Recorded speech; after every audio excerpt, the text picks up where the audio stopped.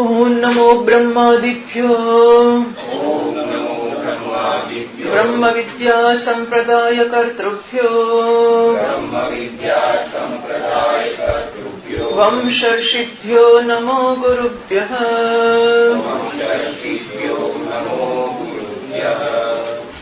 બીજા બ્રાહ્મણની બીજા અધ્યાયના પહેલા બ્રાહ્મણની 19મી ખંડિકા વાંચીએ 465 પાન. अथ यदा सुषुप्तो भवति यदा न कस्यचन वेद हिता नाम नाड्यः द्वासप्ततिस्सहस्राणि हृदयात् पुरीततम् अभिप्रतिष्ठन्ते ताभिः प्रत्यवसृप्य पुरीततिशेते यथा कुमारो वा महाराजो वा महाब्राह्मणो वा अतिघ्नीम् आनन्दस्य गत्वा शयित एवमेव एष एतच्छेते।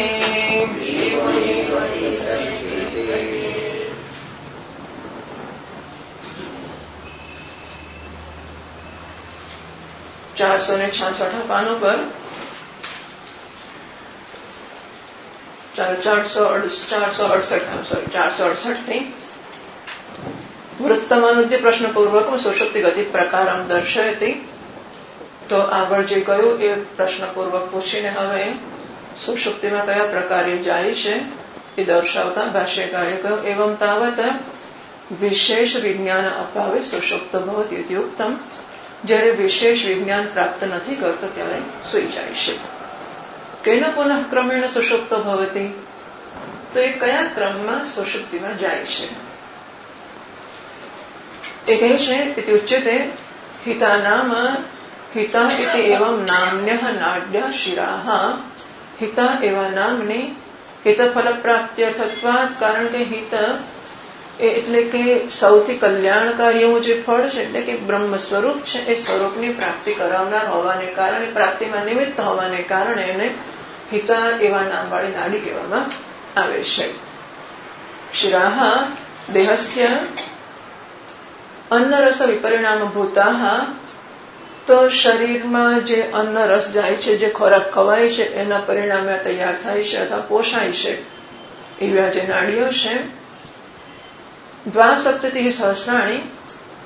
તો પ્રશ્નોપનિષદમાં એને 72 કરોડ 72 લાખ 10,000 વર્ષોને એક એવી કહેવામાં આવી છે. બીજે ક્યાંક 101 કહેવામાં આવી છે. અહીં મધ્યમ સંખ્યા કઈ છે તો બંનેને પણ આદર કરી શકાય. ઉત્તમ સંખ્યાનો આદર કરો, નીચેની સંખ્યાનો આદર કરો, આવી કંઈક નાડીઓ છે. 2 સહસ્ત્રે અધિકે સપ્તતિશ સહસ્રાણી તા દ્વાસપ્તતિ સહસ્રાણી 72,000 નાડીઓ છે. તાસામ હૃદય સંબંધિની નામ તતઃ નિર્ગત્ય દેહ વ્યાપ્ત બહિર્મુખતમાહ. આ હૃદય સંબંધી નાડીઓ છે એ હૃદયમાંથી નીકળીને આખા શરીરમાં વ્યાપ્ત કરે છે એટલે કે બહિર્મુખ એ દિશામાં જાય છે. એ ભાષ્યકારે કહ્યું હૃદયાત હૃદયમ નામ માંસપિંડ. આ હૃદય એક માંસપિંડ છે જે નાભીથી એક વેત ઉપર અને કંઠથી નીચે. તો કંઠ અને નાભીના મધ્ય ભાગમાં રહેલો માંસપિંડ છે. કુંડલિકાકાર એક કમળના આકારનો છે. કમળનું ફૂલ ઊંધું રાખ્યું એવો છે. એની નાળ વાળો નાડી વાળો હોય એને પેલી દાંડી વાળો એવું છે. પુરીતતમ હૃદય પરિવેષ્ટન. પુરીતતનો અર્થ આમ હૃદયનું પરિવેષ્ટન કર્યો પણ કારણ કે હૃદય શરીરથી આવૃત છે એટલા માટે પછી આખા શરીરમાં વ્યાપ્ત એવો પુરીતતનો અર્થ કર્યો. શરીરમ સ્વતદ ઉપલક્ષિતમ એટલે હૃદયથી ઉપલક્ષિત શરીરમ એહ પુરીતત શબ્દેન અભિપ્રેતમ. પછી પુરીતતમ અભિપ્રતિષ્ઠંતે એટલે શરીરમ કૃષ્ણમ વ્યાપ્નવત્યઃ અશ્વત્થ પર્ણરાજય એવ બહિર્મુખ્ય પ્રવૃત્તા ઇત્યર્થઃ. પીપળામાં એક પાન લઈએ ને પીપળાના પાંદડામાં બધી નસો કેવી ચારે બાજુ ભોંચડું વળીને ફેલાઈ ગઈ છે આખા પાંદડામાં. એમ આ નસો આખા શરીરમાં ફેલાઈ ગઈ છે. તાભી ઇત્યાદિ વ્યાકર્તમ ભૂમિકામ કરોતિ. હવે એના વડે એ જે શ્રુતિનો ભાગ છે એને સમજાવતા ભાષ્યકાર કહે છે તત્ર બુદ્ધેઃ અંતઃકરણસ્ય હૃદય સ્થાનમ. આ જે બુદ્ધિ કે અંતઃકરણ છે એનું સ્થાન હૃદય છે, હૃદયમાં રહે છે. તત્ર બુદ્ધિતંત્રાણી ચ ઇતરાણી બાહ્યાની કરણાની, અને શરીરમાં બીજા બધા જે કરણો છે એ બુદ્ધિથી નિયંત્રિત છે. બુદ્ધિ તંત્રાણી, શરીરમાં કરણો બુદ્ધિતંત્ર કે બુદ્ધિથી નિયંત્રિત હોય તો શું થાય? તો કે છે તેન બુદ્ધિ કર્મવશાત શ્રોત્રાદિને તાભિઃ નાડીભિઃ મત્સ્યજાલવત કર્ણશસ્કુલ્યાદિ સ્થાનેભ્ય પ્રસારયતિ. તો જ્યારે જાગ્રતના અનુભવો કરવા માટેના કર્મો ઉદ્ભૂત થાય છે, એ કર્મ ફલોન્મુખ થવા જાય છે. કઈ બહુ સુખ મેળવવાનું હોય તો ઊંઘતા હોય તો વિષયનું સુખ તો ઊંઘતા તો નહીં મળે, કદાચ કંઈક દુઃખ ભોગવવાનું હોય તો એ પણ ઊંઘતા નહીં મળે. એટલે એ જયારે સુખ દુઃખ ભોગવવાનું પ્રારબ્ધ પદોન્મુખ થાય છે ત્યારે આ જે બુદ્ધિ છે તે કર્મવશાત, કર્મને વશ થઈને બુદ્ધિ તાભિઃ નાડીભિઃ, આ નાડીઓ દ્વારા શ્રોત્રાદિની મત્સ્યજાલવત એટલે માછલીને પકડવાની જાળ હોય ને કેવી રીતે માછલીને પકડે એમ આ ઇન્દ્રિયોને પકડે છે. અને કર્ણશસ્કુલ્યાદિ સ્થાનેભ્ય પ્રસારયતિ, તો શ્રોત્રેન્દ્રિયને પકડે છે અને કાનમાંથી એને બહાર કાઢે છે. આવું જબરદસ્તી બુદ્ધિ કરે છે. પ્રસાર્ય ચ અધિતિષ્ઠતિ જાગરિત કાલે, અને આમ પ્રસારિત કર્યા પછી જાગ્રત કાળમાં એને અધિષ્ઠિત કરે છે. એને નિવૃત્તિ દ્વારાની કરણાની શેષ સારું, એટલે એને જોવાની શક્તિ આપે, સાંભળવાની શક્તિ આપે છે. તથાપી જીવસ્થિતિ માયાતમ, તો તેથી જીવને શું? બુદ્ધિ ઇન્દ્રિયો દ્વારા બહાર જતી હોય અથવા ગોળકો દ્વારા ઇન્દ્રિયોને બહાર લઈ જતી હોય વિષયોમાં, તો તેથી જીવાત્માને શું? અને બીજું કે જે સૂતો હોય તે જાગશે, જીવાત્મા સૂતો નથી તો જાગશે કેવી રીતે? અથવા જાગતો નથી તો સૂશે કેવી રીતે? એટલે કહ્યું તામ વિજ્ઞાનમય અભિવ્યક્ત આત્મ ચૈતન્ય અવભાસતયા વ્યાપ્નોતિ. તામ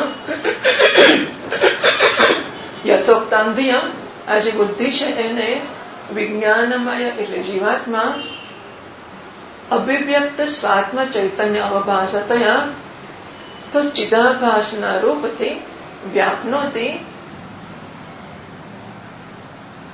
યતઃ બુદ્ધેઃ કરણાનાં ચ વૈસર્પણમ તત સ્વતઃ અનવયવઃ અક્રિયઃ અપી આત્મા, તો બુદ્ધિ અને ઇન્દ્રિયો અવયવો ધરાવે છે અને એ બહાર એ ક્રિયા પણ ધરાવે છે.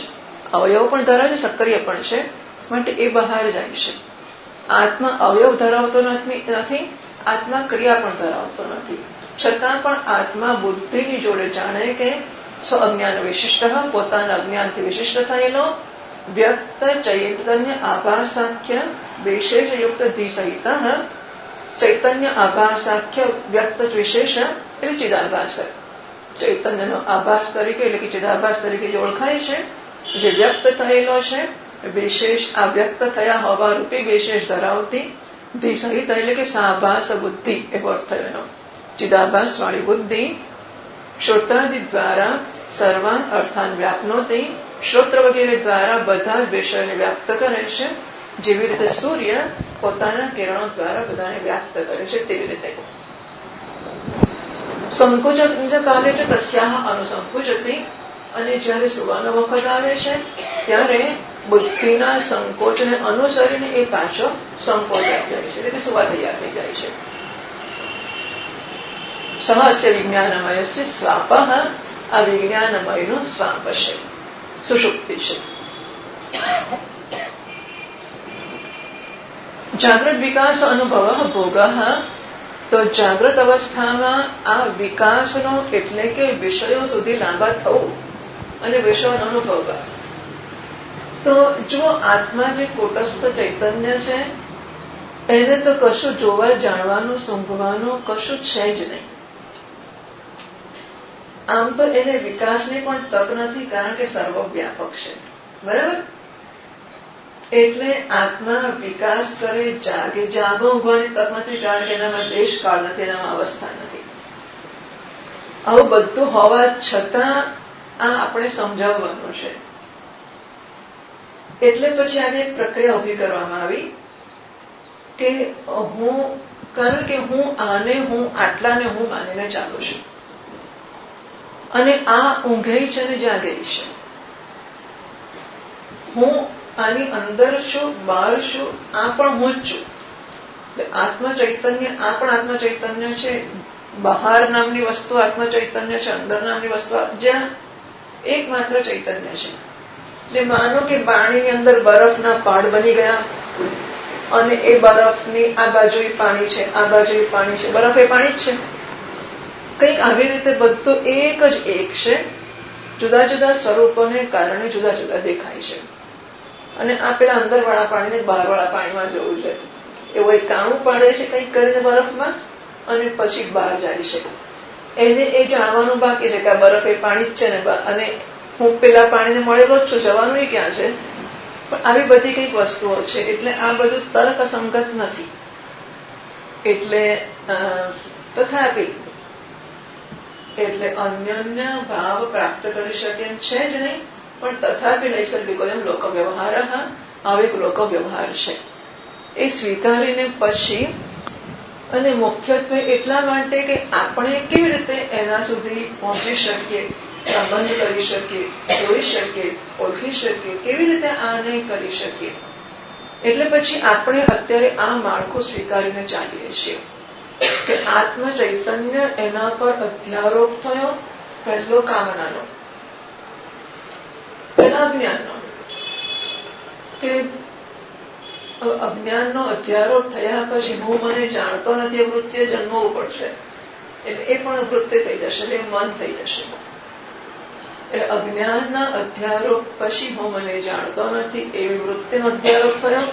હું જાણતો નથી કે સારું ના કહેવાય, મારે મને જાણવું જોઈએ, એવો અધ્યારોપ થયો. પણ જાણતા તો પછી પહેલા તો આપણે સુખ તો મેળવીએ, જાણવાની વાત જાણવાય. એટલે પહેલા એને એવી નથી સમજ પડતી કે મારે મને જાણવો છે. હા, પહેલામાં પહેલું હું મને જાણતો નથી એવી વૃત્તિ જન્મી. બીજી વૃત્તિ તરત જ જન્મી કે હું જીવ છું, પૂર્ણ છું, જાણતો નથી, અને હું જાણું છું કે અલ્પ છું. અલ્પ છું જાણ્યા પછી હું સહન કરી શકતો નથી. અલ્પ એવું અધૂરા કી ચાલતું હશે, ના ના, પૂરા તો થવું જ પડે. એટલે પછી પૂરા થવાની ઈચ્છા જન્મે છે. પૂરા થવું હોય તો જ્યાં બહાર પૂર્ણતા દેખાય છે ત્યાંથી, કારણ કે મને બીજું કંઈ દેખાતું જ નથી. મારી પાસે 5, 25, 50 વસ્તુ હોય તો આને પણ એક્સપ્લોર કરું, આને પણ કરું, આને પણ કરું. નસીબ જોગી ઇન્દ્રિયો બહિર્મુખ છે. એટલે જાગવું અને વિષયોનો અનુભવ કરવો એ એક જ ક્ષેત્ર મારી સામે છે જ્યાં હું પૂર્ણતાની પ્રાપ્તિનો પ્રયાસ કરી શકું. બીજું કશું છે જ નહીં. જેમ જેમ દેશો શોધાતા ગયા, જેમ જેમ સાધનો શોધાતા ગયા, માણસો ત્યાં સુખનો પ્રયત્ન કરતા ગયા. પણ આખરે બધું જાગ્રતમાં છે. તો જાગ્રત એક જ ક્ષેત્ર મારી પાસે છે જ્યાં હું સુખને માટે પ્રયત્ન કરી શકું. એટલે પછી ના છૂટકે એમાં મેં શરૂ કર્યું. એવું નથી કે મને જાગ્રતનો પ્રેફરન્સ છે, હા, પણ આ જ મારી સામે છે. એટલે આ બધું આવું જ છે. કેમ આવું જ છે? એટલે ઊંઘતો હું પહેલી, એટલે અજ્ઞાન વાળો, ઓકે, અજ્ઞાન એટલે ઊંઘતો. તો હું એમાં અજ્ઞાની છું, એટલે કે પૂર્ણ શું જાણતો નથી, પછી હું અપૂર્ણ શું જાણું છું, પછી મારે પૂર્ણ થવું છે, હું કામના વાળો છું. પૂર્ણ થવું હોય તો આમાં પૂર્ણતા છે, એટલે મારે એને લઈ આવવું જોઈએ. એટલે મારે પહેલા ત્યાં જવું પડે. એ જવાને માટે પછી બુદ્ધિએ અંદરની શ્રોત્રેન્દ્રિય કે ચક્ષુરેન્દ્રિયને વશ કરી પકડી, એને પકડીને આંખમાંથી બહાર કાઢી નહીં લઈ ગયું કે જોવાને. પણ જોવડાયું, પછી પાછું લઈ આવ્યું. તરીકે શું હતું, હવે છોકરું મોકલ્યું, કોણ છે બહાર, જા જોઈએ. છોકરો એમને કે કાકાયા છે, એમ આપણે આંખોને મોકલી કે જોઈએ આ કોણ છે. લેણ આવ્યું નહીં કહ્યું કે કેસરી કેસરી છે, આટલા આકારમાં છે. પછી બુદ્ધિને કહ્યું કે આવું છે. એ બુદ્ધિ કહ્યું રૂમાલ કહેવાય. એટલે ખબર પડી ગઈ કે આ રૂમાલ છે. બરાબર, બહુ સરસ છે. રૂમાલ છે ત્યાં સુધી કશો વાંધો નથી, બહુ સરસ છે. એટલે પેલો આત્મા જેને લાગતું હતું ને કે હું બિચારો અધૂરો છું, દુઃખી છું, એને થયું કે અરે વાહ, આમાં કેવું સરસ સુખ છે નહીં? ઓહો, જો આ સુખ જેવું કશું નથી, પણ એ મેચ કરે છે. જેમ આ મેચ કર્યું ને કે આ કેસરી રંગ હોય ને આટલું હોય, એ શું કહેવાય? અંદર મેચ કર્યું કે રૂમાલ કહેવાય. આમાંથી સુખ મળે છે ને એ અંદર મેચ કરે છે. કોની જોડે? પેલું ઊંઘમાં અનુભવે એની જોડે. પણ એને થાય છે કે ના, આ પહેલા લાગે બહુ સરસ છે, પછી પૂછે આપણે કઈક સરસ ભેટ લઈ આવીએ, પછી આપણે ઘરમાં બતાવીએ જો હું સરસ લઈ આવું. આ મા બાપ ડાયા હોય તો કે બહુ સરસ છે, થોડીક વાર પછી ધીમે ધીમે સમજાવે કે આને સરસ ના કહેવાય, જો સરસ આને કહેવાય. એમ આ આપણે બતાવીએ ને એટલે થોડીક વાર આપણે ખુશ થઈ જાય કે આ બહુ સરસ છે. પછી ધીમે ધીમે ખબર પડે કે પેલું તો જતું નથી ને રહે છે ને આ તો જતું રહ્યું. આ તો થોડીક વાર સારું લાગે પછી નથી લાગતું, આ નહીં જોઈએ. જો આ બધો વ્યવહાર આત્માની હાજરીમાં, આત્માના આશીર્વાદથી, આત્માની ઈચ્છાથી, આત્માના જ અજ્ઞાનથી, કારણ કે આત્મા સિવાય કશું નથી, એટલે અજ્ઞાનનો આશ્રય અને અજ્ઞાનનો વિષય બંને આત્મા જ હોઈ શકે. એટલે આ જ્ઞાન આત્માને જ હોય, આશ્રય અજ્ઞાન છે. કામના કોને જન્મે? ચેતનને જન્મે. ચેતન આત્મા છે, કામના આત્માને જ જન્મે. એટલે પછી આ બધાને એને ધક્કો માર્યો જ કેવું પડે, કારણ કે આ જાતે જઈ નથી શકતું, એટલે એને ધક્કો માર્યો. પણ એ કેવી રીતે જાય? કારણ કે વ્યાપક છે. એટલે પછી પ્રક્રિયા બનાવી કે જાણે કે આ બુદ્ધિને બધું જાય છે ને એમાં એ પ્રતિબિંબિત છે. કારણ કે બુદ્ધિમાં ચેતના ક્યાંથી આવી જવાની? તો કે છે કે એનું પ્રતિબિંબ પડ્યું. એ પ્રતિબિંબ અને એ સમજાય છે, કારણ કે સૂર્યનું પ્રતિબિંબ પણ પ્રકાશ આપી શકે છે, તો ચિદાભાસ ચેતના આપી શકે. That makes sense. એટલે ચિદાભાસે ચેતના આપીને આ બધી વસ્તુઓ બહાર ગઈ. ચિદાભાસ વગર આ ના જઈ શક્યું હોત, માટે કહ્યું કે ચિદાભાસ એ પ્રેરણા આપે છે, સાથે જાય છે. સાભાસ બુદ્ધિ, આભાસ કે ચિદાભાસ સહિતની બુદ્ધિ એ શ્રોત્રેન્દ્રિય, ચક્ષુરેન્દ્રિય વગેરે ઇન્દ્રિયને પકડે છે. આ ગોળક દ્વારા બહાર કાઢે છે, વિષયમાં લઈ જાય છે, વિષયનો ડેટા ઉદ્દીપન પાછો લાવે છે, ઓળખે છે. આ બધું કામ સાભાસ બુદ્ધિ કરે છે. કોને માટે? એટલે આત્માને માટે. આત્મા જોયા જ કરે છે. હા, આત્મા માત્ર જોયા કરે છે. કે આને કેવું, આમ આપણે જ બોલ ફેંકીએ પછી કે ચાલે જાવ, આપણે જ ફેંકીએ છીએ, એમ આપણે જ પૂર્ણતામાંથી અપૂર્ણતામાં ફેંકીએ છીએ બુદ્ધિને કે ચાલ લઈ આવો. બુદ્ધિ લાવીને કહે છે આવું, એટલે એવું નહીં, અક્કલ એવું છે. તો પૂર્ણતા એટલે વસ્તુ છે જ. આનંદ પોતે દુઃખમાં પડે છે, પછી બહાર આનંદ શોધે છે, નથી મળતો ને પાછો આવે છે. તો આ વિકાસ અવસ્થા, જાગ્રત અવસ્થા, જાગ્રત વિકાસ અનુભવ. વિકાસનો અનુભવ એટલે આવું, વિકાસનો અનુભવ એટલે અંતઃકરણ, સાભાસ અંતઃકરણ, ચિદાભાસ વાળું અંતઃકરણ. અને એવું છે કે આપણે સૂર્યને તો જોયો જ નથી, એટલે ડોલમાં પાણીની અંદર જે પ્રતિબિંબ છે, પ્રતિબિંબ ખસેલા, પણ કે સૂર્ય ખસ્યો, પ્રતિબિંબ પાછો આવ્યો, સૂર્ય પાછો આવ્યો. ડોલ ઢળી ગયું તો પ્રતિબિંબ ઢળી ગયું તો સૂર્ય મરી ગયો. એટલું જ ને, આપણે બીજું શું જાણીએ છીએ? સૂર્ય નથી જોયો આપણે, એટલે આપણને એમ કે ડોલ ઢળી ગઈ, પાણી ઢળી ગયું, પ્રતિબિંબ જતું રહ્યું, સૂર્ય મરી ગયો. બસ આટલી આપણી સમજ છે. એટલે અંતઃકરણ હોય, અંતઃકરણમાં આભાસ હોય. આભાસ છે માટે હું છું, આભાસ ના હોય માટે હું નથી. ચિદાભાસ અંતઃકરણમાં જ પડે છે. અંતઃકરણ હોય, સ્થૂળ શરીર હોય તો સ્થૂળ શરીર હોય, તો સૂક્ષ્મ શરીર હોય, સૂક્ષ્મ શરીર હોય, તો આભાસ હોય. આભાસ છે માટે હું છું, આભાસ નથી માટે હું નથી. આવા પ્રકારની મારી સમજ છે. અને સમજ આપણે આ આપે છે શાસ્ત્રો. આપણે આ પ્રક્રિયાને આવી શબ્દોમાં નથી વ્યક્ત કરી શકતા. શાસ્ત્રોએ તો આવું થાય છે કે જાગ્રત વિકાસ એમાં આત્મા જાગે છે એવું નથી, અવસ્થાઓ આત્માની નથી, અવસ્થાઓ જીવની કે અહંકારની જ છે. ત્રણેય જાગ્રત, સ્વપ્ન, સુષુપ્તિ અવસ્થાઓ અહંકારની, સાભાસ અંતઃકરણની જ છે. એ સાભાસ અંતઃકરણ ઇન્દ્રિયો દ્વારા બહાર જાય, વિષયનો સ્પર્શ કરે, વિષયો ભોગવે, પાછા લાવે, પાછું થાકી જાય, અને તોય હજુ કામના અધૂરી રહે.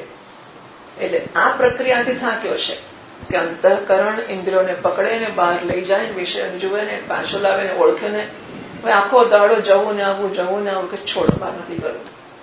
એટલે ઇન્દ્રિયો થાકીને ઊંઘી જાય છે, પણ મન હજુ કામનાઓ એટલી જ ધરાવે છે, મારે પૂર્ણ થવું છે, મારે પૂર્ણ થવું છે. એટલે પછી એ સ્વપ્નમાં જગત સર્જે છે, પાછો આનો આ ધંધો કરે છે. પણ આખું સ્વપ્નનું નવું છે. સ્વપ્નનું મન નવું, શરીર નવું, ઇન્દ્રિયો નવી, અંતર બધું જ, કરણો, વિષયો પણ બધું જ નવું છે. આનું આ જ કરે છે પાછો. અને પાછો મન પણ થાકી જાય છે હવે. એટલે કે મનની શક્તિ વધારે છે. શક્તિ કરતા મનની કામના વધારે છે. જેટલો વધારે અંદર ભૂખ હોય ને એટલો ઉત્સાહ વધારે હોય. હા, ઉત્સાહ ના હોય એનો અર્થ કે ભૂખ નથી. ભૂખ હોય એટલો ઉત્સાહ જન્મે છે. અને એમ હોય કે સખત ભૂખ લાગી છે અને જરાય ઉભા થવાની શક્તિ જ નથી, પણ જો સહેજ ઉભો થઉં ને આટલું જ કરું તો ખાવાનું મળી જશે, ઉત્સાહ આવી જાય અને માણસ કરવા માંડે. એટલે સખત ભૂખ લાગી હોય તો સખત ઉત્સાહ, મર્યાદાની બહારનો ઉત્સાહ જન્મે. મર્યાદાની બહારનો સખત ભૂખ લાગે એટલે મન સખત ભૂખ્યો છે. એટલે મનને બહુ જ બધી ઈચ્છાઓ, ઇન્દ્રિયો કહે છે કે અમે થાકી ગયા છીએ, તો કે થાકી ગયો તો ઊંઘી જાઓ, હું તો મારું કામ કરીશ. એટલે મન સ્વપ્નમાં ફાંફા મારે છે. અને આ જ વસ્તુઓ ચિદાભાસને અંતઃકરણ, બધી વસ્તુઓ સ્વપ્નના અલગ છે. બધા મનથી માંડી બધું અલગ છે. પણ એના પછી મન પણ બિચારો થાકી જાય છે કે છોડો, એટલે મન ઊંઘી જાય છે. અને જ્યારે શરીર એટલું થાકી જાય કે હવે તો બિલકુલ નહીં કામ થાય, એટલે શરીરને કહે છે કે તું જ્યાં આવે, હું નવું શરીર લઈ આવીશ, પણ હું તો કામના પૂરી કરીશ. બરાબર, આ બધી પ્રક્રિયાઓ છે. એટલે જાગ્રત વિકાસ અનુભવ ભોગ, જાગ્રતમાં વિકાસનો વિકાસ એટલે આ બધું હવે કે એ બહાર જાય છે, વિષયનો ભોગ કરે છે, એને વિષયનો અનુભવ કરીને ભોગ કહેવામાં આવે છે. બુદ્ધિ વિકાસ અનુભવન આત્મા જાગૃતિ ઉચ્યતે. તો બુદ્ધિનો વિકાસ એટલે સમજીએ કે બહાર જવું, વિષયનો સ્પર્શ કરો વગેરે, એને અનુભવતો હોય જ્યારે આત્મા અનુભવતો નથી, કશું કરતો નથી, પરંતુ આત્માની હાજરીમાં આ બધું થાય છે. કેટલું ત્યારે જાગે છે એવું કહેવાય છે. સંકોચમ ચ અનુભવન સ્વપતિ ઇતિ ઉચ્ચાહ. અને એનો સંકોચ અનુભવતો હોય ત્યારે એ સુએ છે એવું કહેવાય છે. એ ભાષ્યકારે કહ્યું 470 પાનું ભાષ્યની પહેલી લીટીમાં, બુદ્ધિ ઉપાધિ સ્વભાવ અનુવિધાયી સહ. તો બુદ્ધિરૂપી ઉપાધિ તેના સ્વભાવને અનુસરનારો આ જીવાત્મા છે. ચિદાભાસ અનુસરે છે. ચંદ્રાદિ પ્રતિબિંબ ઇવ જલાદિ અનુવિધાયી. ચંદ્રનું પ્રતિબિંબ જળમાં જેમ જળની જોડે જોડે જઈને પાછું આવે એમાં કરે છે. બુદ્ધિ અનુવિધાયી તો પરામૃશ તાભી ઇત્યાદિ વ્યાચષ્ટે. બુદ્ધિનું અનુસરનાર આ છે એમ કહીને અનુમંતા કહેવામાં આવ્યો આ અર્થમાં. એટલે આ બધી સ્કીમો પછી બધા શબ્દો સમજાવવા માંડશે કે જ્યાં જ્યાં જે કહ્યું છે બધું આ પ્રક્રિયાઓ સ્વીકારીને કહ્યું છે.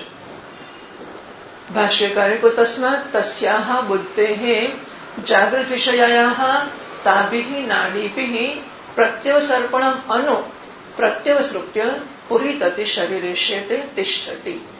તો આમ આ જે બુદ્ધિ છે જાગ્રત વિષયાયાઃ એટલે જાગ્રતને વિષય કરનારી એવી આ તાભિઃ નાડીભિઃ આ નાડીઓ વડે પ્રત્યવસર્પણમ નાડીઓ વડે એની પાછળ પાછળ જવાને અનુસરીને પ્રત્યવસૃપ્ય આત્મા પણ જાણે કે જાય છે. પ્રત્યવસૃપ્ય પુરીતતિ શરીરેષ્યતે તિષ્ઠતિ. તો હવે જયારે સુવાનો વારો આવે છે ત્યારે પેલું જાગ્રતમાં બહાર ગયેલું એ બધાને પાછું લઈ આવે છે, ઉપસંહાર કરે છે અને પૂરી થતી એટલે આખા શરીરમાં વ્યાપ્ત થઈને થઈ જાય છે. પ્રત્યવસર્પણ વ્યાવર્તન, એમાંથી વ્યાવૃત્ત કરે છે. પદાર્થ મુક્ત વાક્યાર્થમ. આ શબ્દોનો અર્થ કયો એટલે ટૂંકમાં તમારે સમજવાનું શું તો કે છે તપ્તમ એવ લોહપિંડમ અવિશેષણ. આ બાકી છે ને, આપણે ત્રીજી પાદનોથી બાકી છે. ઓકે, આ બધું બાકી લાગે છે. ત્રીજી પાદનોત જોવાની છે. પહેલા બુદ્ધિ ઉપાધિ અનુરોધેન પ્રતિચ પ્રભવાપ્યયો વિક્ષેપલયહીનસ્તુ સ્વતઃ કુંભ ખવત પરઃ. પ્રતિચ પ્રભવાપ્યયો એટલે પ્રત્યેગાત્માનો પ્રભવ અને અપ્યય એટલે જાગવાનું અને ઊંઘવાનું. પ્રત્યેગાત્માનો જાગવાનું અને ઊંઘવાનું કેવું છે? બુદ્ધિ ઉપાધિ અનુરોધેના, બુદ્ધિ રૂપે ઉપાધિના અનુરોધથી. એટલે આ સ્ફટિક છે ને લાલ પણ બને છે. સ્ફટિક લાલ બન્યો પછી સ્ફટિક લીલો બન્યો. તો સ્ફટિક આવું કરે, એને સ્ફટિક કહેવાય. લાલ થાય, લીલો થાય ને પીળો થાય કે ના, એની પાસેની ઉપાધિના અનુરોધથી, નજીકના પદાર્થના અનુરોધથી આમાં રંગો બદલાય છે. ઉપાધિ એટલે નજીકમાં રહેવા માત્રથી પોતાના ગુણધર્મો જે વસ્તુ પર લાદે એને ઉપાધિ કહેવાય. પાસે રહેવા માત્ર કશું ના કરે, ખાલી પાસે જ રહે, મને અડકે પણ નહીં, અને આમાં રંગ ક્ષણિક કે સાચો કશો લગાડે જ નહીં. આ તો ત્યારે પણ આવું ને આવું જ હોય, અને છતાં એમાં દેખાય. આને ઉપાધિ કહેવાય. પણ ઉપાધિને જાણે કે અનુસરતું નથી, પણ જાણે કે ઉપાધિને અનુસરીને પોતે તે રંગ વાળું દેખાય છે. એમ આ આત્મા બુદ્ધિરૂપી ઉપાધિને અનુસરીને સૂતો હોય, જાગતો હોય, આવું બધું દેખાય છે. ત્યાં ત્રીજી પાદમાં ટીકામાં કહે છે, સ્વાભાવિકૌ આત્મનઃ તૌ પ્રભવાપ્યયો જાગર સુપ્તો કેમ ન સ્યાતમ. એવું શું કામ કહો છો કે બુદ્ધિરૂપી ઉપાધિને અનુસરીને એના જાગ્રત સ્વપ્ન છે? કેમ ખરેખર આત્મા જાગતો સૂતો હોય એવું ના કહેવાય? શા માટે નહીં? સત્તૌ પ્રભવાપ્યયો જાગર સુપ્તો આત્મનઃ સ્વાભાવિકો કેમ ન સ્યાતમ. સ્વાભાવિક એનું સ્વરૂપ શા માટે ન હોય? તત્ર આહ તો કહે છે વિક્ષેપ ઇતિ, એટલે આગળ વાર્તિકમાં કહે છે વિક્ષેપ લયહીનસ્તુ સ્વતઃ કુંભખવત પરહ. આ પરહ પરમાત્મા છે, કેવો છે? સ્વતઃ સ્વભાવથી. વિક્ષેપ અને લય એટલે કે સર્જન અને વિસર્જન, એટલે જાગવું અને ઊંઘવું એના વગરનો છે. કેવી રીતે? કુંભખવત. કુંભ એટલે ઘડો, ખ એટલે આકાશ, એટલે ઘટા. કુંભ ખ એટલે આપણને થાય કશી વસ્તુ હશે, કુંભ ખ એટલે ઘટાકાશ. પરહ પરમાત્મા. પરમાત્મા ઘડો ફૂટે છે, ઘડો સર્જાય છે, ઘડો બને છે. ઘટાકાશ બનતું નથી, બગડતું નથી, પણ ઘડો બને એટલે એમ કહેવાય કે ઘટાકાશ જન્મ્યો. ઘડો ફૂટે એટલે ઘટાકાશ ફૂટી ગયું, એવું કહેવાય. તો એવી રીતે આ આત્મા બુદ્ધિરૂપી ઉપાધિને અનુસરીને જાગતો ઊંઘતો કહેવાય છે. તો ત્રીજી પાદનોત ગઈ. પછી તાભી ઇત્યાદિ વ્યાચષ્ટે, તો પછી તસ્માતથી ભાષ્ય વાંચવાનું બાકી હશે એવું માનીએ છીએ. તો ભાષ્ય વાંચી લે. 470 પાનું બીજી લીટી. તસ્માત તસ્યાહ બુદ્ધેઃ જાગ્રત વિષયાયાઃ તાભિઃ નાડીભિઃ પ્રત્યવસર્પણમ અનુ પ્રત્યવસૃપ્ય પુરીતતિ શરીરે શેતે તિષ્ઠતિ. તો માટે બુદ્ધિના જાગ્રતને અનુસરીને આ નાડીઓ દ્વારા નાડી પ્રત્યવસર્પણમ અનુ, તો બુદ્ધિ જયારે નાડીઓ દ્વારા બધો ઉપસંહાર કરે છે ત્યારે એને અનુસરીને આત્મા પણ ઉપસંહાર કરે છે, અને પૂરી થતી શરીરમાં એ શયન કરે છે. એટલે પછી પાંચનો તો બાકી થશે બધી.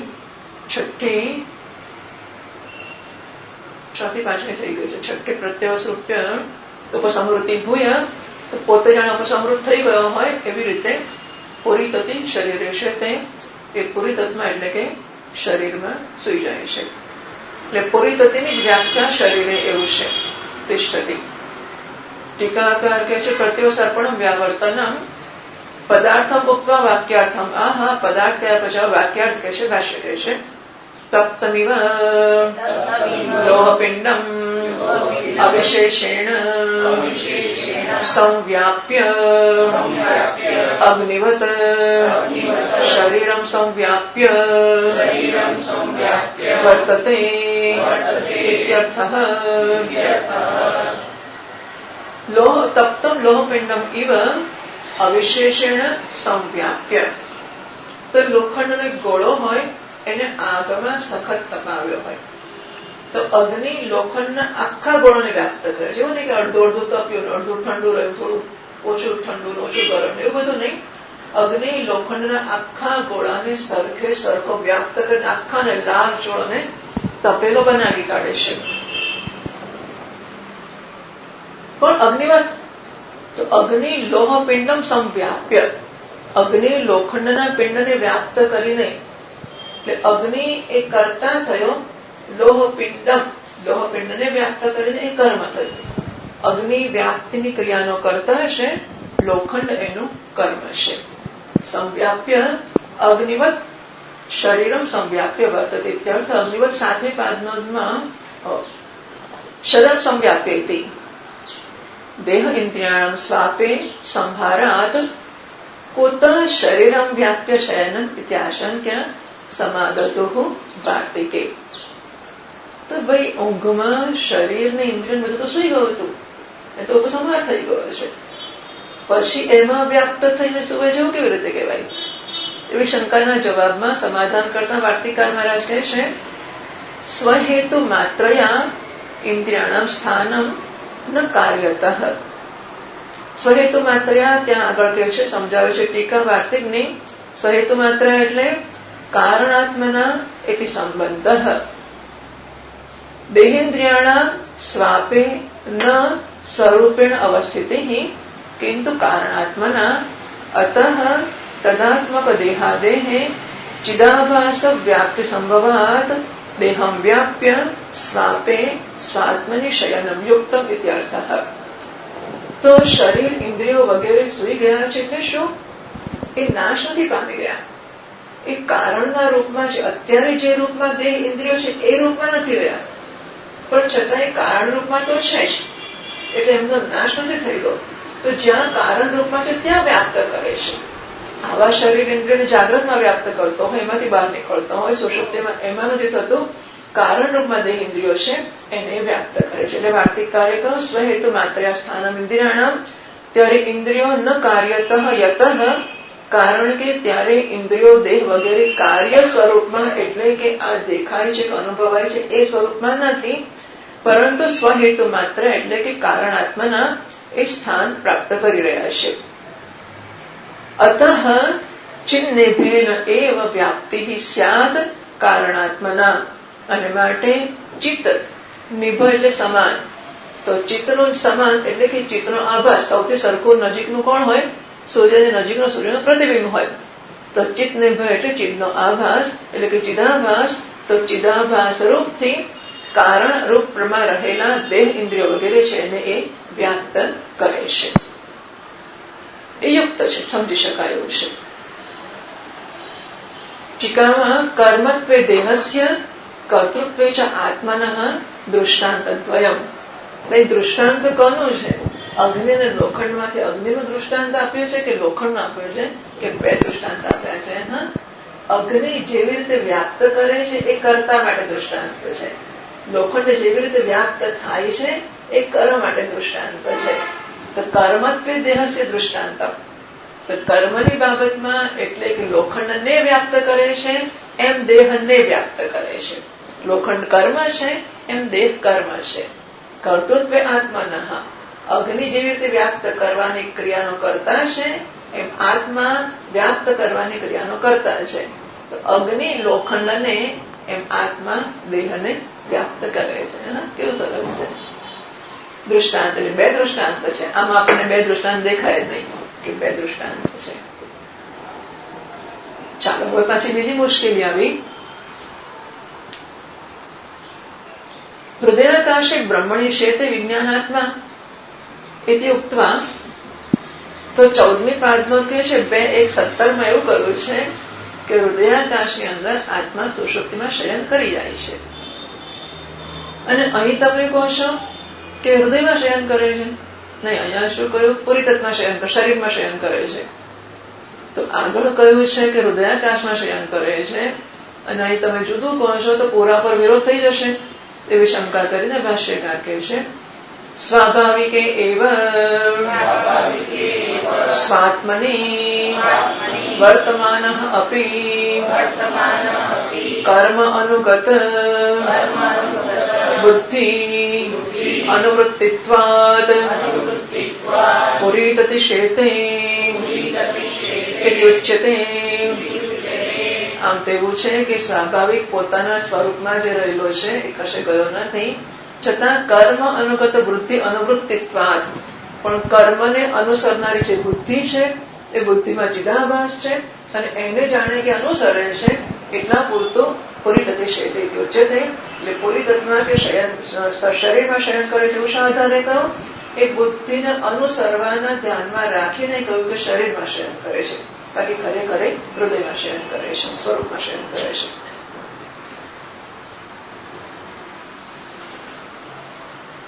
ઔપચારિકમિદં વચન વિતત્ર હેતુમ આહ. અત્યારે અહીં જે કહ્યું છે એ ઔપચારિક છે. ઔપચારિક છે એટલે ગૌણ છે. તો ગૌણ છે એવું સાથે તમે કહો છો કે આ ગૌણ છે ને પેલું સાચું છે, તો ભાષ્યકાર કહે છે નહીં સુષુપ્તિ કાલે શરીર સંબંધ અસ્તિ. કારણ કે દેખી તો છે સુઈ જાય ત્યારે શરીર જોડે કોઈ સંબંધ નથી હોતો, પછી શરીરમાં વ્યાપ્ત કરીને સૂતો છે કેવી રીતે કહેવાય? છતાં કહ્યું છે તે ગૌણ છે, પેલું આગળ કહેલું મુખ્ય છે. સાથે કહો છો કે શરીર જોડે સંબંધ નથી, તો પ્રમાણ આપે છે તીર્ણો હિ તદા સર્વાન શોકાન હૃદયસ્ય ભવતી એતિ હિ વક્ષ્યતિ. ભવતી શબ્દો મેળવીને સમજી લેવાનું. ત્યાં મૂળમાં ભવતી છે. તીર્ણો હિ તદા સર્વાન શોકાન હૃદયસ્ય ભવતી. ત્યારે સુષુપ્તિનું વર્ણન ચાલે છે. ત્યાં નીચે પાદ નોંધ લખી છે 2:17 નહીં કઈ છે 8, 9, 10, 11 ને 12 લો 5 પાદ નોંધો છે. 4:3:22 4:3:22 કહ્યું છે તીર્ણો હિ તદા હૃદયસ્ય સર્વાન શોકાન તદા હૃદયસ્ય સર્વાન શોકાન તીર્ણો ભવતી. તદા સુષુપ્તિ કાલે સુષુપ્તિ અવસ્થામાં એ હૃદયના બધા જ શોકોને તરી ગયેલો છે. તીર્ણ બધાને ઉત્તીર્ણ પાસ થઈ ગયો છે, મારી પસાર થઈ ગયો છે. તીર્ણો હિ 8 તીર્ણ ઇતિ તત્ર માનમ આહ. તો નહીં સુષુપ્તિ કાલે શરીર સંબંધ અસ્તિ. સુષુપ્તિ કાળે શરીર સાથે સંબંધ નથી. તત્ર માનમ આહ એ જે કહ્યું એના વિશે પ્રમાણ આપે છે. તીર્ણ ઇતિ નનુ અત્ર શોક સંબંધો વાર્યતે ન શરીર સંબંધ. તો કે ત્યાં તો સર્વ શોકથી મુક્ત થઈ ગયો છે એવું કહ્યું છે. શરીર જોડ સંબંધ એવું ક્યાં કહ્યું છે? શોક સંબંધ વાર્યતે ન શરીરાદિ સંબંધ. તત્ર આહ તો કે છે તીર્ણો હિ. આ જે હિ લખ્યું છે તેના શબ્દેન એટલે હિ શબ્દેન એવું આ પાદ 8મી છે, પણ છતાં હિ એ શબ્દથી એવું સમજવાનું છે. તો તેના શબ્દેન અત્ર પિતા અપિતા ભવતી સર્વ સંબંધ વારણ શ્રુતિ વચનમ સૂચિતમ. તો પિતા અપિતા ભવતી વેદાહ વેદાહ ભવંતી. આમ ત્યાં બધા સંબંધોનું વારણ કર્યું છે, અટકાવ્યા છે. સંબંધો નથી એવું જાહેર કર્યું છે. તો શરીર સાથેનો સંબંધ હોય તો પિતા હોય જ ને, પણ પિતા નથી એનો અર્થ કે શરીર સાથે સંબંધ નથી. એટલે તીર્ણો જતા સર્વાન શોકાન હૃદયસ્ય ભવતી એવું કહ્યું ત્યારે હૃદયના બધા શોકોને તરી ગયો છે. એટલું જ નહીં, સાથે આ બધું પણ કહ્યું છે કે પિતા અપિતા થઈ જાય છે, એટલે કે શરીર સાથે કોઈ પ્રકારનો સંબંધ રહેતો નથી. એ પણ ત્યાં કહેવામાં આવ્યું છે. સહ એટલે વિજ્ઞાનમય. 10મું 4:3:22 11 ભવતી હૃદયસ્ય ભવતી સર્વાન શોકાન હૃદયસ્ય ભવતી પછી ભવતી આવે છે. અને 12 ચતુર્થ અધ્યાય. તો ચોથા અધ્યાયમાં આ વસ્તુ કહેવાના છે આગળ જઈને. માટે અમે અહીં કહીએ છીએ કે શરીર સાથે સંબંધ મુક્ત છે, હૃદયમાં સૂતો છે, પણ બુદ્ધિને અનુસરે છે એ અર્થમાં કહેવાયું કે શરીરમાં વ્યાપ્ત થઈને સૂતો છે. અહીં આપણે ક્રોડપત્ર જોવાનું છે.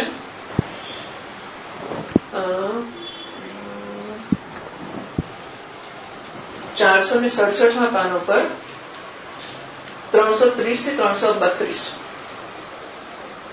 467 પાનું છેલ્લી કાળી લીટી પછીની 4 લીટીઓ આપણે પહેલા કરી ગયા છીએ 312 સુધી. પછી તાબે પ્રત્યવસૃપ્ય પૂરી થતી શેતે ઇતિ અત્ર વાર્તિકાની. એમાં 3 લીટી વાર્તિક છે અને પછીની 4-5 લીટીઓ છે એ એની ટીકા છે. બરાબર? મળી ગયું બધાને? બરાબર મળ્યું? 330 થી 32.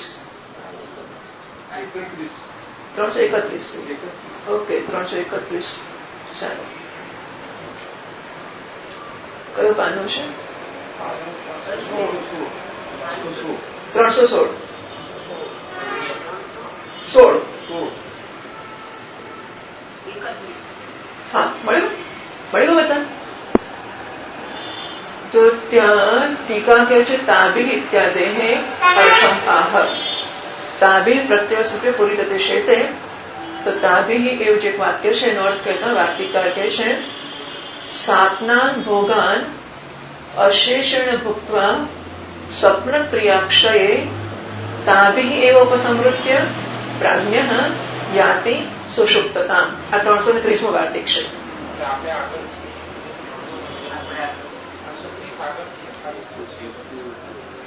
તો ટૂંકમાં આ વાક્ય 330 અહીંયા છે આપણે લેવાનું છે. તો સ્વાપ્નાન ભોગાન અશેષણ ભુક્ત્વા સ્વપ્નના ભોગોને પૂરેપૂરા ભોગવી લઈને સ્વપ્ન ક્રિયાક્ષયે સ્વપ્નના ભોગ ભોગવાવનારા જે કર્મ હતા એ કર્મ પૂરા થઈ ગયા ત્યારે તાભી એવ આ નાડીઓ વડે જ ઉપસંહાર કરીને પાછું ખેંચી લઈને પ્રાજ્ઞ સુષુપ્તતામ યાતિ. આ જે પ્રાજ્ઞ આત્મા છે એ સુષુપ્તિને પ્રાપ્ત કરે છે. અબારી બંધ કરીએ.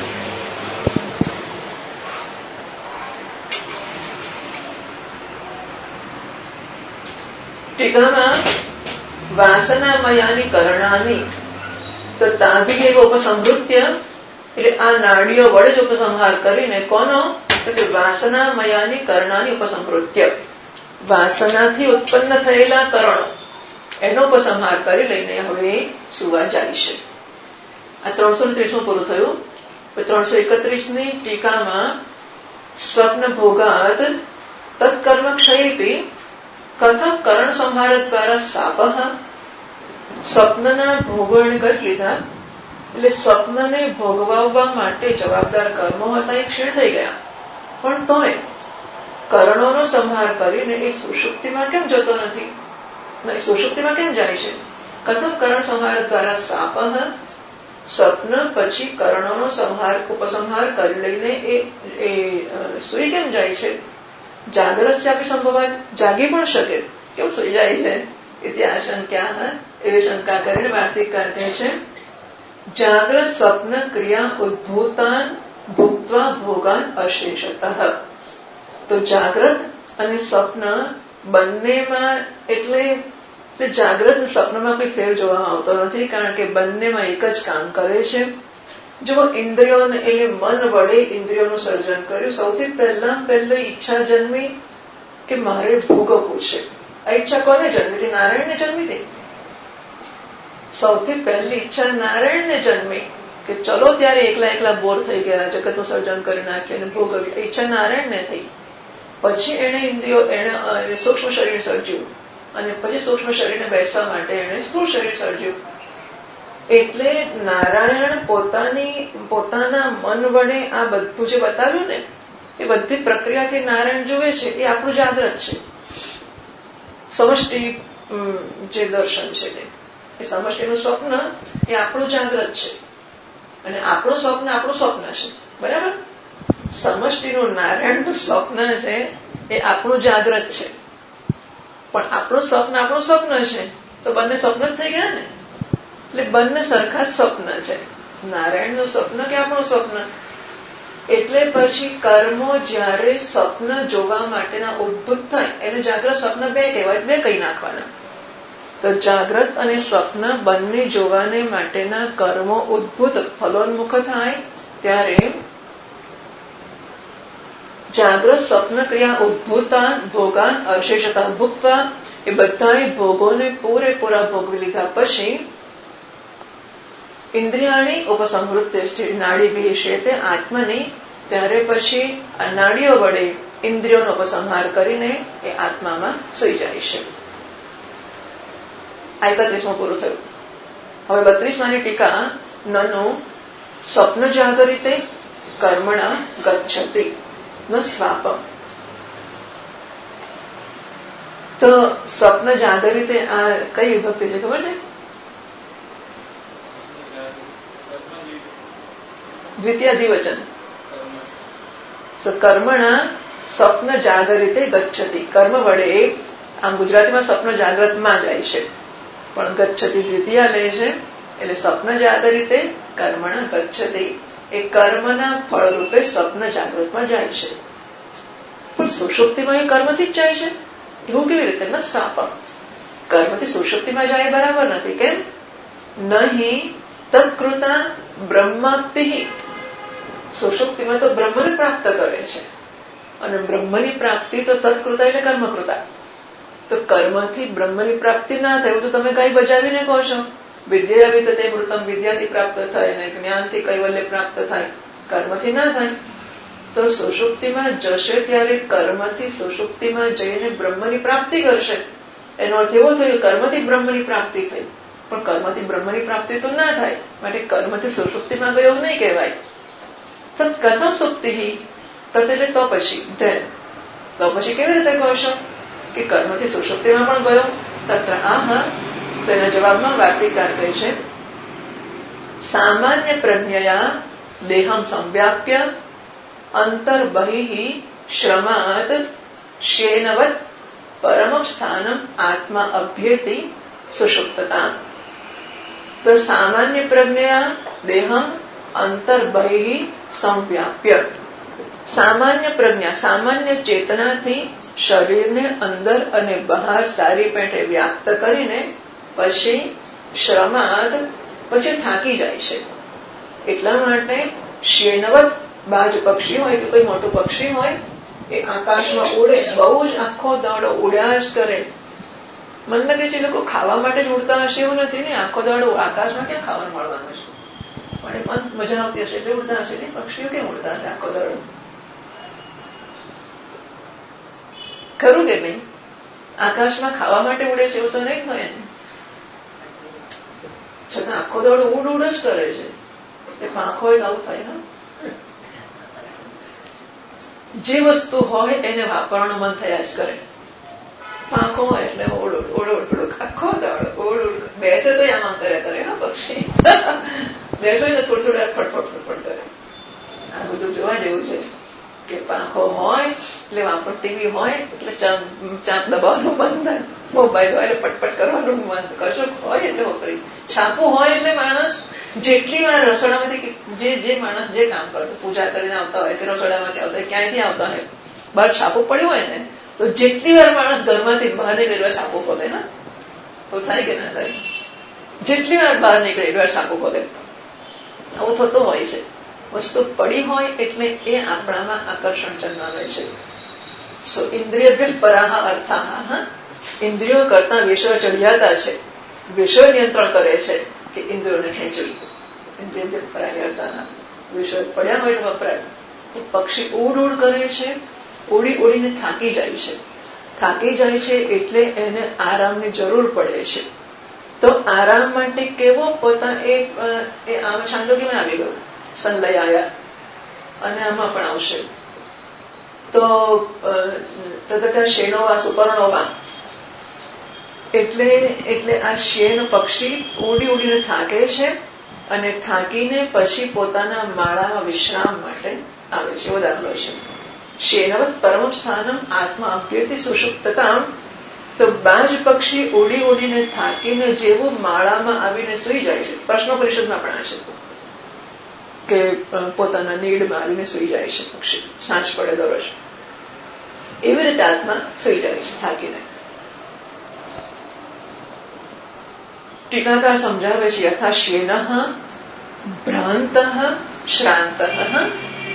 એને થાકવાનું કઈ કહ્યું નહોતું, પણ કારણ કે ભ્રાંત હતો, સમજતો નહોતો, માટે એ આખો દાડો ફર કરતો હતો, માટે થાક્યો.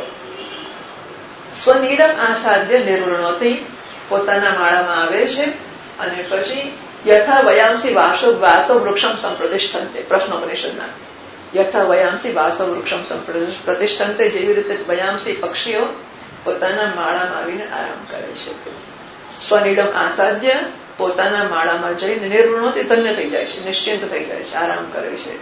તથા આત્મા, એવી રીતે આત્મા સ્થાનદ્વય ગતિકૃત, બે સ્થાનમાં ગયો વિચારો, જાગ્રતમાં ગયો, સ્વપ્નમાં ગયો, જઈને હાંફી ગયો. હવે એ તો કશું, એ તો ટગર અભિચા કશી હતી, ખાલી જોયા ને જોયા જ કરે છે, કશું કરતો નથી. એટલે ગયો એવું પણ એને કલ્પના કરી, આવ્યો એવી કલ્પના કરી, થાક્યો એવી કલ્પના કરી, અપૂર્ણ છે પહેલી કલ્પના કરી, ત્યાં પૂર્ણતા છે બીજી કલ્પના કરી, અને ચલો ત્યારે પૂર્ણતા લઈ આવીએ, આમ કરી મજી પડ્યો, અને પછી મળ્યું કશું મળ્યું નહીં, ચલો સુઈ જાવ, કાલે જોઈશું હવે. કેવી રમત કરે છે. આત્મા સ્થાનદ્વય ગતિકૃત શાંતિ ધ્વસ્ત્ય વિશેષ બુદ્ધિ હિત્વા. વિશેષ બુદ્ધિ એટલે આ ગાય છે, આ ઘોડો છે, આ કૂતરું છે, આ સુખ આપે છે, આ દુઃખ આપે છે, ચોક્કસ નામ અને રૂપ સાથે સંકળાયેલી વૃત્તિઓ કે નામ રૂપને ગર્ભમાં રાખતી વૃત્તિઓ, આ વિશેષ બુદ્ધિ. જ્યારે એવું નથી ત્યારે આપણે ચર્ચા કરી કે હું તો છું જ, આ વસ્તુ સામે આવે તો એ દૃશ્યને હું દ્રષ્ટા બનું છું અને દર્શન કરું છું. આ ના હોય ત્યારે હું તો છું જ ને, જે આવે કે તરત તૈયાર જ છું, બે વાગ્યો નથી, હું ઉઠો નથી, કોણ છે એમ કેવા આમ તત્પર હોય ને. ઘરમાં આપણને રાહ જોતા હોય, જાણે કે કોઈ બેલમાં ફોનની ઘંટડી હોય ને લોકો ધન્ય ધન્ય થઈ જાય કે ફોન આવ્યો, આમ આવું થતું જ હોય છે. એટલે જરાક કશુંક થાય એવી રીતે અંદર આત્માને એવું જ છે કે કશું જોવાનું જ નહીં, ફક્ત એટલે બિચારો એકલો બેસી રહે તો જેવું જોવાનું હોય ખુશ થઈ જાય, એ વાહ જોવાનું આવ્યું, ચલો એ જોવા મળે, દ્રષ્ટા બની જાય, શ્રોતા બની જાય, મનતા બની જાય, ઘ્રાતા બની જાય, સ્પષ્ટા બની જાય. તો જો દ્રષ્ટા શ્રોતા વગેરે બને છે અને વિષયોની વૃત્તિ જન્મે છે, એ વિશેષ પ્રજ્ઞા થઈ એની. આવું નથી ત્યારે એ તો જ્ઞાન સ્વરૂપ છે જ ને. એ જે જ્ઞાન છે સામાન્ય જ્ઞાન છે, બરાબર. આ બધા વેશો ભજવવાને માટે એ છે જ. શી ખબર તો કે આવું ત્યારે તરત તૈયાર થઈ ગયો એટલે હોવો તો જોઈએ જ ને. વેશ લઈને કોઈક બહાર આવ્યો કાપાલિકનો, તે સાચો કાપાલિક નથી પણ કોઈક તો હશે ને જેને કાપાલિકનો વેશ લીધો છે. એમ દ્રષ્ટા ખરેખર આત્મા દ્રષ્ટા નથી, અથવા તો દ્રષ્ટા નામની કોઈ એન્ટિટી જ નથી માનો, પણ દ્રષ્ટા થઈને કોઈ જુએ છે એટલે કે કોઈક આ દ્રષ્ટાનો વેશ લેતું હોવું જોઈએ. એ સામાન્ય પ્રજ્ઞા થઈ. એટલે વિશેષ બુદ્ધિ વિત્વા, વિશેષ બુદ્ધિઓ વિષયોની જે હતી એ બધી છોડે છે. સાધારણયા ચિન્હ માત્ર સ્વરૂપ પ્રજ્ઞા, ચૈતન્ય સ્વરૂપ એ જ એનું પ્રજ્ઞા જ્ઞાન સ્વરૂપ સાધારણ સ્વદેહમ તપ્ત અયોવત અંતર્બહિ સંવ્યાપ્ય, પોતાના શરીરને પેલા લોખંડના પિંડની જેમ, ગરમ તપેલા લોખંડના પિંડની જેમ અંદર અને બહાર વ્યાપ્ત કરીને પ્રત્યત્વેના બ્રહ્મગત્વ, પ્રત્યક સ્વરૂપથી. જો અત્યાર સુધી એ અનાત્મામાં બ્રહ્મને શોધવા માંગતો હતો અને અનાત્મામાં બ્રહ્મને શોધવા આત્મા તો ના જ જાય, આત્મા તો અનાત્મામાં બ્રહ્મને શોધવા ના જ જાય, એટલે પોતે અનાત્મા થઈને જવું પડે ને. એટલે દ્રષ્ટા અનાત્મા છે, અહંકાર છે, તો પોતે અનાત્મા થઈને અનાત્મામાં સુખને શોધવા જતો હતો, બ્રહ્મને શોધવા જતો હતો. સુખનું નામ બ્રહ્મ છે, બ્રહ્મનું જ નામ સુખ છે, બીજે કશે સુખ નથી. એટલે સુખને શોધવા જવું એટલે બ્રહ્મને શોધવા જવું. તો પોતે અહંકાર થઈને અનાત્મા થઈને અહંકારમાં જરાક એને આપણે ક્રેડિટ આપવી પડે, કારણ કે ચિદાભાસ ચિત્ત જળ ગ્રંથિ છે, એટલે ચિત્ત જરાક છે અંદર એટલું, પણ તો એ મુખ્યત્વે અનાત્મા જ છે. એને એની સંભાવના છે કે પોતે પ્રત્યેક આત્મા અભિમુખ અને પ્રત્યેક આત્મામાં એક થઈ શકે, એટલી એની વિશેષતા છે પેલા અનાત્મા કરતા. પરંતુ એ જયારે એમાં એક ના થાય ત્યારે તો અનાત્મા જ છે, અનાત્માનું પ્રાધાન્ય છે. ત્યારે અનાત્મામાં શોધવા જાય છે, પછી એ અનાત્મામાં શોધવા માટે પોતે અનાત્મા થાય છે. દૃશ્ય આવે તો હું દ્રષ્ટા છું, એટલે બંને સાયમલ્ટેનિયસ, બંને સાથે ઓગે છે. એટલે દૃશ્ય છે એટલે હું દ્રષ્ટા છું, દૃશ્ય નથી તો હું દ્રષ્ટા નથી. જેવા વિશેષ વૃત્તિ દૃશ્યો શ્રાવ્યો આ બધા શમી જાય છે, એટલે મારું અનાત્માનું પાસું શમી જાય છે. દૃશ્ય વગેરે ના રહ્યો, હું દ્રષ્ટા વગેરે ના રહું, એટલે મારો એ રોલ ના રહ્યો. ત્યારે પછી હું શું રહ્યો? ચિત્ત જળ ગ્રંથિમાંથી પેલો જળનો જે રોલ હતો એ બંધ થઈ ગયો, એટલે ના છૂટકે હું ચિત્ત થઈને રહું છું, બરાબર. એટલે કે હું બ્રહ્મમાં એક થઈને રહું છું, બ્રહ્મમાં એક જ હતો. અત્યારે બ્રહ્મ પ્રત્યત્વેનો બ્રહ્મગત્વ, અત્યાર સુધી પરાત્વેનો બ્રહ્મમાં ફાંફા મારતો હતો, હવે પ્રત્યત્વેનો બ્રહ્મગત્વ, હવે હું બ્રહ્મ છું. એ પ્રકારે એ જાણતો નથી, પણ એને મળે તો છે ને, જાણો કે ના જાણો મળે તો ખરો જ બ્રહ્મમાં. ગત્વા તદ્રૂપેણ અસંગ ઉદાસીનતા એતિત્યર્થ. બ્રહ્મના રૂપમાં એ અસંગ ઉદાસીન થઈને રહે છે. અસંગ સંગની જરૂર, એક તો હું અશુદ્ધને જ અશુદ્ધનો સંગ જોઈએ, હા, શુદ્ધને સંગ ના જોઈએ, એક વસ્તુ. હું શુદ્ધ છું તો મારે સંઘની જરૂર જ નથી. જ્યાં સંઘની જરૂર છે, કશું આમ હોય તો ગમે ને, પેલું હોય તો ગમે ને, પેલું હોય તો ગમે, પેલું ના હોય તો ગમે, આ બધું છે ત્યાં સુધી હું શુદ્ધ તો નથી. જો મને જરૂર કેમ પડે, કશું હોય તો ગમે, મને સુરક્ષા આપશે, શાંતિ આપશે, સુખ આપશે, એટલે કે હું અસુરક્ષિત છું, અસુખી છું, અશાંત છું, તો જરૂર પડી ને મને. એટલે કોઈ પણ સંગ મારામાં કશીક વિશેષતા જન્માવી શકે, અથવા સંઘની ઈચ્છા જન્મે, સંઘમાં મને જરા હૂંફ લાગે, કશું પણ, અથવા હું જોડાઈ શકું એવી લાયકાત મારામાં હોય. બાકી એવી શુદ્ધ વસ્તુમાં લાયકાત જ ના હોય. સોનામાં ઘડાવાની લાયકાત જ ના હોય. શુદ્ધ સોનામાં મિશ્ર થાય તો જ ઘડાય. એટલે શુદ્ધ વસ્તુમાં એવી લાયકાત જ નથી કશાકમાં મળી શકે. એટલે હું સંગ વાળો ત્યારે જ થાઉં જયારે મારી અશુદ્ધિઓ છે. શુદ્ધ આત્મા સંગ પામતો નથી, અથવા તો સંગ પામ્યો લાગે છે, ભલે વ્યવહાર કરતો હોય અને લાગતો હોય. અરીસાની સામે આવે તો જેવું છે ને એવું જ દેખાડે. હા, જાણો અરીસો તો કેટલોય ચોંટી ગયો છે આવનારી વસ્તુ જોડે, બરાબર ને? આવનારી વસ્તુમાં અરીસાનું એટલું તાદાત્મ્ય છે કે જેવું આવે બધું જ દેખાડે. કાળું ધોળું, લાંબુ ટૂંકું, નાનું મોટું, પાતળું જાડું, બધું જ દેખાડે અરીસો. એ કેવો છે? સંગ વાળો છે કે અસંગ છે? સંપૂર્ણ અસંગ. આપણને એમ દેખાય કેટલો પ્રેમ હશે આ પ્રતિબિંબ જોડે, કે આટલું ચોંટીને રહે છે. એ જેવું આમ ફર્યું ને ચોકડી, ઓળખતું જ નથી.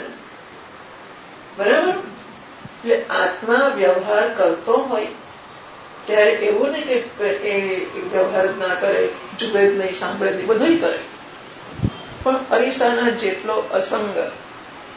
આ તો આપણે માટે કે આપણે વ્યવહાર નહીં કરવાનો, એટલે આત્મા તો કામે નથી કરતો, નામે નથી કરતો. એટલે હું આત્મા મારે શું કરવાનું? વ્યવહાર નહીં કરવાનો, અરીસાને જેમ કરવાનું. આવે તો કહેવાનું બહુ સરસ, આવ્યા હસતા હસતા આવે એટલે આપણે હસતા હસતા કહેવાનું કે આવો, અને જાય એટલે આપણે કહેવાનું જય શ્રી કૃષ્ણ. ફરી આવજો એવું અરીસો કહેતો નથી. આવજો આવજો અરીસો નથી કહેતો. આપણે જરાય કહેવાની જરૂર નહીં કે આવજો આવજો, ગયા જય શ્રી કૃષ્ણ, પૂરું થઈ ગયું. બરાબર છે? આ અસંગતા છે. અસંગતા એટલે એવું નહીં કે કશું કરવાની મોહ ચડીને બેસી રહેવાનું. એવું જરૂર પડે તો, કારણ કે નસીબથી પડશે તો પડશે જ, અને નહીં પડે તો નહીં પડે. નસીબ પ્રમાણે જે ચાલતું હોય તે. પણ અસંગતા, ઉદાસીનતા, ઉદાસીના ઉપર બેઠો છે. એટલે ઉપરથી એને પેલું બહુ ઊંચા જઈને બેસી જઈએ તો નીચે જતી વસ્તુઓ હોય કે હવે નાની નાની દેખાય ને આપણને, કેવી કશું એની કઈ કિંમત જ નથી. આ એક બકરું ને બીજું બકરું, પેલું ઘેટું ને પેલું, એવું કશું દેખાય નહીં. બધા કઈક પશુઓ છે, કઈક ચાલતા ચાલતા કશું જાય છે ખરું, ફટફટ કશી ખબર નથી પડતી. અત્યારે એક એક વસ્તુ કેવડી મહાન હોય ને મોટી હોય ને, જયારે ઊંચા ઉઠી જઈએ આ વસ્તુનું કોઈ સ્વરૂપ જ રહેતું નથી. ઠીક છે આમ કે તેમ, રૂપિયો આપણા હાથમાં મોટો દેખાય ને, કાળા પૈડા જેવડો. ઊંચા જઈએ તો રૂપિયો કેવડો દેખાય? કશું નહીં. બસ મારું ઘર કશું નહીં, મારું ઘર કશું નહીં. તો અસંગ ઉદાસીન આ આત્માનું સ્વરૂપ છે. અને સુષુપ્તિમાં હું એવો અસંગ ઉદાસીન થઈ જાઉં છું. એટલે મારે જાગ્રતમાં આવા થવાનો અભ્યાસ કરી શકાય, અથવા શક્યતા તો જોઈ શકીએ. શક્યતા તો જોવાય આપણાથી કે હું અસંગ છું. અસંગ ન સજ્જતે અસિતો ન વ્યથતે ન રિષ્યતિ. અસંગ છું, મારો કશે સંગ નથી. ચમત્કાર નહીં થાય, કરવું જ પડશે. આખી જિંદગી સાંભળીશું તો ચમત્કાર નહીં થાય, અને આખી જિંદગી પ્રવચન કરીશું તો ચમત્કાર નહીં થાય, કશાથી નહીં થાય, જપ તપથી પણ કશાથી નહીં થાય. આ જીવવાનો પ્રયત્ન કરવો જ પડશે. અંતઃકરણ શુદ્ધિ બહુ જ કામ કરશે. અંતઃકરણ શુદ્ધિ અત્યંત મહાન કામ કરશે. કારણ કે પહેલાના મહાત્માઓ આવું માથાકૂટ નતા, આખો દડો ચોપડે લઈને બેસ કરીને આવું બધું ભણવાની તકો નથી મળી લોકોને. It's a luxury. તો વૈભવ છે કે આપણને આટલું બધું ઓહો, જીવતા સુધી ભણ કરવાનું તો કોને જ મળે? આવું તો મળે જ ના. એટલે આ પણ એક તપશ્ચર્યા કહેવાય, એમાં તો ના જ નથી, ચોક્કસ તપશ્ચર્યા કહેવાય. પરંતુ પહેલાના લોકો ભણવા કરતા વધારે મનન કરતા અને જીવતા હતા. આપણે શું થાય છે કે આ ભણવામાં એટલા વ્યસ્ત હોઈએ છીએ કે જીવવાનો ટાઈમ જ નથી મળતો. બાકીના વખતમાં ફટાફટ રસોઈ કરો ને ખાઓ ને કપડાં ધોવો ને જે કંઈક આપણી જવાબદારીઓ, બેંકમાં ગયા ને શાક લેવા ગયા અને પછી આ કર્યું. So that is it. ધન્ય થઈ ગયા આપણે. એટલે આના વિશે ચિંતન કરીએ, મનન કરીએ, આ જે સમજ્યા એને લાગુ પાડીએ ને એવું જીવીએ કે આમાં હું અસંગ છું કે સસંગ છું. એવું વિચારું, હું સસંગ હોઉં તો કેમ છું? મારી શી આસક્તિ છે? મારી શી અપેક્ષા છે? અપેક્ષા વગર સંગ ના થાય. અપેક્ષા હોવી જ જોઈએ કે આ માણસ આપણે દક્ષિણા આપી ગયો છે, અરીસો યાદ શું કામ રાખે કે પેલા જ અરીસાને સરસ સાફ કર્યો અને તૂટેલો હતો તો નવો લખાયો. એટલે એ માણસને યાદ રાખવાનું કે ફરી તૂટે તો એ કામ લાગશે. એટલે જરા સરનામાનો ફોન નંબર લઈ રાખજો, એટલે કામ લાગશે આપણને. બાકી અરીસા શું કામ ચિંતા કરવી પડે? એટલે મારી સસંગતા હોય, કોઈક માણસ ગયા પછી યાદ આવતો મારું મગજ ખાતો હોય તો કેમ? શી અપેક્ષા છે? શી આસક્તિ છે? આ બધું કરવું પડે. કેમ સમય નથી મળતો? કેમ સમય જતો રહે છે? કેમ આવું થઈ જાય છે? કેમ પેલું થઈ જાય છે? મહિનાઓ ને વર્ષોના વર્ષો માણસોને એમ થાય કે નોકરી કરીએ છીએ, નોકરી કરી પછી શું? બધો વખત એટલે બધો જ વખત ભલા લોકો નિવૃત્તિ પછી વધારે વ્યસ્ત થઈ જાય છે.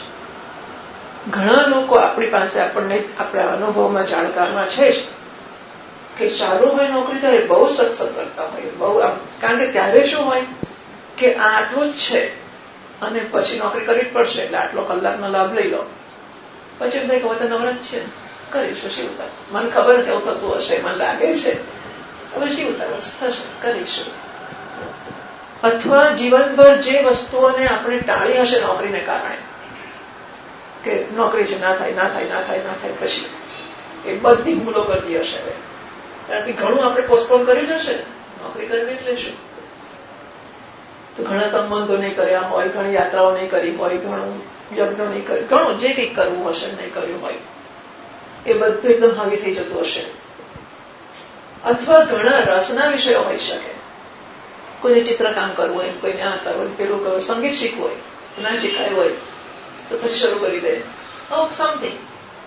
એટલે કોઈક વસ્તુ આપણા ઉપર ચડી બેસે અને પછી આ વધારે પશ્ચાત ભૂમિકામાં જતું રહેતું હોય છે. એટલે આ બધી એક વસ્તુ મગજ કામો થઈ જાય ખાઈ થઈને. શું થયું, કેમ થયું, ક્યાં કેમ, કેમ આવું કર્યું, કેમ પેલું કરે, આ બધું જ કરવું જ પડે. બીજો રસ્તો જ નથી. કરવું જ પડે અને આપણા સમયની સંભાળ રાખવી જ પડે. આપણે કહીશું કે આ તો આવું જ થયું ને, એવું કોને કહેવાના છે? આપણે 2-5 દાડા પૂછશે કોઈ શું થયું ને કેમ થયું ને એવું બધું. સરવાળે આપણને એકાઉન્ટેબલ, આપણને જવાબ આપતા થઈ જઈએ. આપણને પૂછીએ અને આપણને જવાબ આપીએ. Do I justify what I do as a seeker? હું સાધક છું. એટલે તમે એ વાત કરો છો, મારી વાત કરો છો. સાધક છો એ વાત કોની કરો છો તમે? હું ક્યાં સાધક? મેં ક્યાં કીધું કે હું સાધક છું? તો પછી આપણે કઈ કહેવાનું નથી, આ તો ખેંચી લઈશું. એટલે પહેલા તો આપણે આપણી ઓળખ આપણે માટે જન્માવી જોઈએ આપણા મનમાં. હું સાધક છું. અને સ્વામીજી મહારાજ કહે છે we have to own the dignity. આપણે સાધકના ગૌરવને ઓનઅપ કરવું જોઈએ. હું સાધક જેવું જ વર્તન કરું, બીજું ના કરું. આ મારું કામ નથી. ઘણી વાર લોકોને કચરો વાળવાનો છે એ મારું કામ નથી. મહારાષ્ટ્રની પાસે આવીને કોઈ અમે જરા સેવા કરેંગે, बताइए हम सेवा करें. अरे भाई स्टेट ने आप तो रहने दीजिए, आप क्या सेवा करेंगे, बहुत सेवा करने वाले. नहीं नहीं हम भी करेंगे. अच्छा ठीक है, झाड़ू लाकर लगा दीजिए. ऐसे नहीं, हमारे योग्य सेवा बताइए.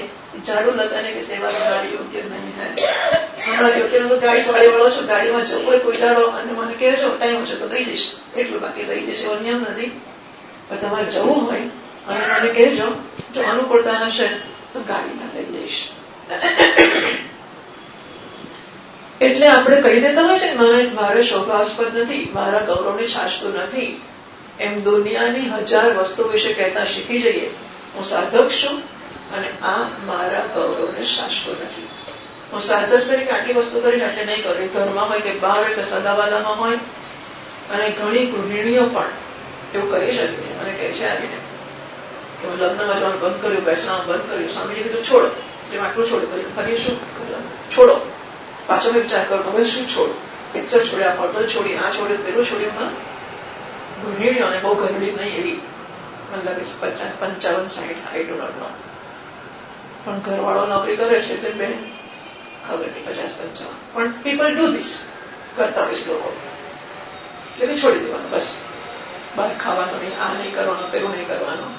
એટલે આપણે આ કે છે મારે વાનપ્રસ્થ થવું જ છે, મારે આમ કરવું જ છે, મારે પેલું કરવું જ છે, એન્ડ ધે ડુ. પોતાના સંતાનો હોય, પોતાના સગાવાલા, સાસરના પિયાના બધા હોય ને, આ લોકો કરી શકતા હોય છે. હા, સો એ પોતાની ડિગ્નિટી, એ ગૌરવ જન્માવી દઈએ કે હું સાધક છું, અને જરૂર જણાય અને હિંમત હોય તો જાહેર કરીએ સમાજમાં કે હું આ છું, આટલા માટે ઉપલબ્ધ. સત્સંગ કરવો હોય તો હું રસ્તે ચાલવા માટે છું, સત્સંગ સિવાયનું કરવું હોય તો સગાવાલા કે ભાઈ બહેનો કે મા બાપ કોઈને માટે નથી. બરાબર છે?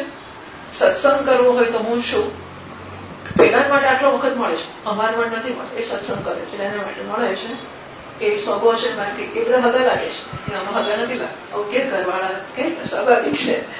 તો જરા હિંમતથી, ધીમે રહીને, કુશળતાથી, પ્રેમથી એ ઘવાય ના એવી રીતે અને યોગ્ય વાતાવરણ ઉભું કરીને રજૂ કરતા જવાનું ધીમે ધીમે.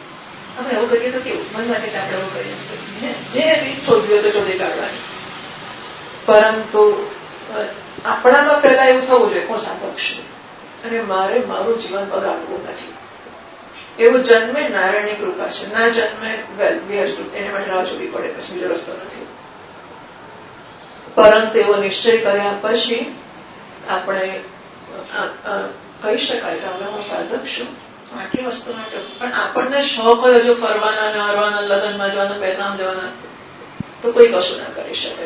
આ તો અમારું ઘરનું લગ્ન છે, તો જાઓ તો સંપલાવો જજો. એટલે અસંગતા, ઉદાસીનતા, આ બધી વસ્તુઓને ઓનઅપ કરવાનું આપણે આપણા ગૌરવને છાજે પ્રકારે શીખી લેવાય. કશું ખોટું નથી, અથવા તો શીખવું જ જોઈએ. શા માટે નહીં? બાકી શું, જિંદગી તો પૂરી થવાઈ ગઈ, હવે બાકી શું કરવું છે? હાજી, તો ક્રોડપત્ર પૂરું થયું. હવે 471 પાનું ટીકામાં ઇયમ અવસ્થા હતી પ્રકૃત. અચ્છા, ભાષ્યમાં વાંચીએ 400 પહેલા. હવે શું થયું? આપણી કંડિકામાંથી તાભી પ્રત્યવસ રૂપે પૂરી થતી છે, એટલું પૂરું થઈ ગયું. હવે સયથા કુમારોવા મહારાજોવા જે દૃષ્ટાંતો છે એની વાત ભાષ્યકાર શરૂ કર્યો છે. 471 પાનું ભાષ્યની પહેલી ટીક. સર્વ સંસાર દુઃખ વિયુક્તા ઇયમ અવસ્થા ઇત્યત્ર દૃષ્ટાંત. વિચાર તો કરો, સુષુપ્તિ કેવી સરસ વસ્તુ છે, કેટલી ગમે છે આપણને. અને મારા જેવા માણસને તો થાય કે આખી જિંદગી ઊંઘવાનું કેટલું સારું. એ ન થાય તો સારું ભગવાન, કારણ કે આ માણસો કોમામાં જાય તો રડતા ના આવડે એવી સ્થિતિ થાય છે. ઊંઘ્યા કરવું એટલે પછી કોમામાં જ જવું. એટલે કે ઈચ્છા જેવી તો વિચારવા જેવી, આમ સ્વપ્ન જોવા જેવી વસ્તુ છે જ નહીં, પ્રશ્ન જ નથી આવતો. પણ ઊંઘવાનો ગમવું એટલે કે શોખથી મુક્ત થવું, સંસારથી મુક્ત થવું, શ્રમથી મુક્ત થવું, આવી અવસ્થા. તો દાડામાં એક વાર ને બદલે એમ થાય 2 વાર મળે સારું, 3 વાર મળે સારું, 4 વાર મળે તો સારું. વિચાર કરો કે આવો આનંદ કાયમ મળે, એ ગમે કે ના ગમે. સુષુપ્તિનો આનંદ જાગ્રત રહીને, એ કોમામાં જઈને નહીં જ, પણ જાગ્રત રહીને સ્વતંત્રતાએ આવવાનું ભોગવી શકાય તો કેટલી મજા આવે. એટલા માટે સુષુપ્તિનું દૃષ્ટાંત આપીને વિશ્લેષણ કરે છે કે સુષુપ્તિમાં એવું શું છે કે જેથી આનંદ છે અને એવું શું નથી જેથી દુઃખ નથી. બરાબર ને?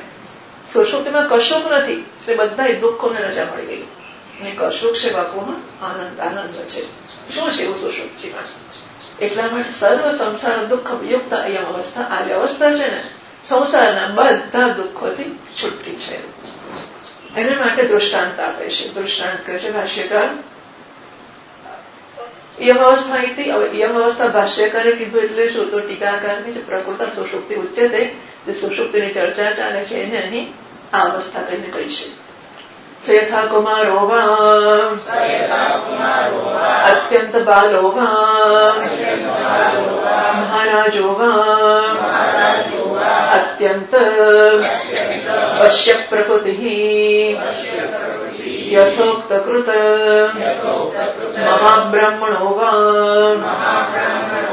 અત્યંત પરિપક્વ વિદ્યા વિનય સંપન્ન. આ જે કુમાર એટલે કે બાળક, પહેલી પાંદનોદ. કુમાર સ્તનંદય અપ્રરૂઢ ઇન્દ્રિય વિષય પ્રાવણ્ય રહિત રાગાદિ અભાવવાન ઇત્યર્થ. તો સ્તનંદય હજુ માનવ દૂધ પીએ છે. અપ્રરૂઢ ઇન્દ્રિયો હજુ એની પૂરતી વિકસિત થઈ નથી. વિષય પ્રાવણ્ય રહિત વિષયો માટે એમને ભોગવવાની પણ સૂઝ સમજ કે આવડત નથી. રાગાદિ ભાવવાન, આ સારું ના ખોટું એવું પણ ભાન નથી. સાપને પકડવા જાય, આગમાં હાથ નાખવા જાય અને લાડુથી બી એક ભરી જાય. લાડુ ખવડાવે તો દોડવા માંડે અને સાપ જોઈ પકડવા માંડે. રાગ પણ નથી, દ્વેષ પણ નથી. આવો બાળક છે. અત્યંત બાળક, અત્યંત નાનકડો બાળક છે. મહારાજોમાં એક મહારાજા, ચક્રવર્તી રાજા, અત્યંત એટલે આ લોકોના દાખલા એમને કઈ વિશેષતા માટે આપ્યા છે. તો અત્યંત નાના બાળકનો દાખલો એને માટે છે કે હજુ એનામાં વિષયોને ભોગવવાની સૂઝ નથી, આ સારું ને ખોટું ભાન નથી, અને એની ઇન્દ્રિયો પણ એવી તત્પર થઈ નથી કે એવી ઇન્દ્રિયોમાં પણ એવી ક્ષમતા નથી. એને માટે એ સુખી છે. આ ત્રણ દાખલા આપ્યા અત્યંત આનંદના. એમના આનંદના કારણો જુદા જુદા છે. બાળક રાગદ્વેષ વગરનો છે માટે આનંદવા છે. મહારાજા છે વશ્ય પ્રવૃત્તિ, બીજી પાંદમાં સર્વત્ર અવ્યાહતાજ્ઞ વિહિત અનુષ્ઠાય. બે ગુણ છે. એક તો એની આજ્ઞાનું સર્વત્ર પાલન થાય છે. આપણે કહીએ કોઈ ના માને આપણે તરત ભમા ચડી જાય. કૌચન સાંભળતો નથી, પાણી લઈ આવે, લાવ પાણી લઈ આવે. સાંભળે બીજા જોતો નથી, સાંભળતા બીજું જ કરે. ખબર જ પડતી કઉ છું. પછી એક વાર, બે વાર, ત્રણ વાર તો ખલાસ. કોઈ આજ્ઞા ના મારે એટલે ગભરામણ થઈ જાય આપણને. આ રાજાને એવું થતું નથી. બધે આજ્ઞાનું પાલન થાય છે. એક. અને બીજું યથોક્ત કૃત વિહિત અનુષ્ઠાયી, એટલે શાસ્ત્રોમાં યુવા સાધુ યુવાધ્યાયક. આપણે ત્યાં સુખી માણસની કલ્પનામાં આ એનો ભાગ છે કે શાસ્ત્રોમાં વર્ણાશ્રમને અનુસાર જે કર્તવ્યો કર્યા છે એ કરનારો માણસ સુખી હોય. સાધુ યુવા સાધુ યુવા અધ્યાયક, એ સાધુ યુવા છે. યુવાન છે તસ્ય પૃથ્વી સર્વ વિત્તસ્ય પૂર્ણા સ્યાદ. આખી પૃથ્વી ભરીને ધન ધાન્ય એની પાસે છે, તો એ સુખી કેમ છે? સાધુ યુવા છે માટે. એટલે સાધુતા એટલી યથોક્ત કૃત.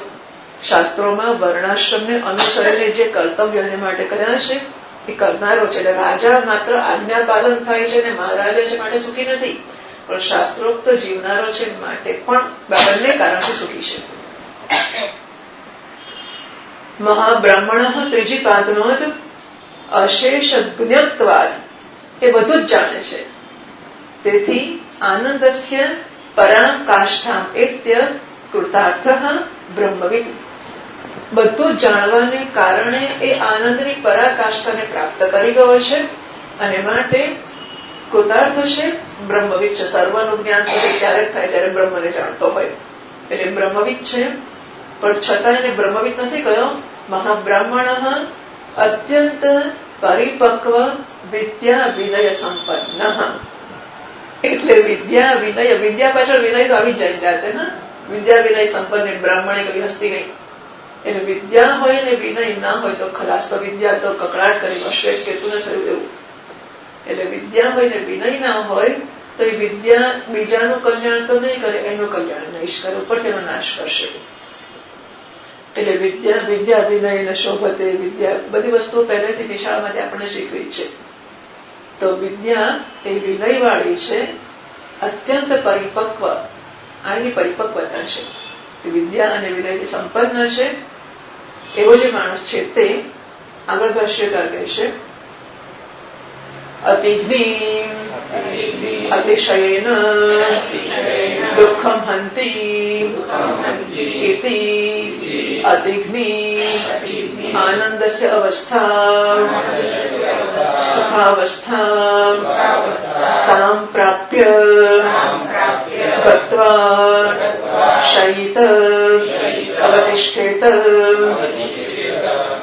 અતિગ્નિ એ અતિગ્નિને પ્રાપ્ત કરે છે. અતિગ્નિ શું છે? ચોથી પાદનો થશે અતિગ્નિમિતિ અતિત્ય દુઃખ હેતુન યા હંતિ દુઃખાની અશેષતઃ.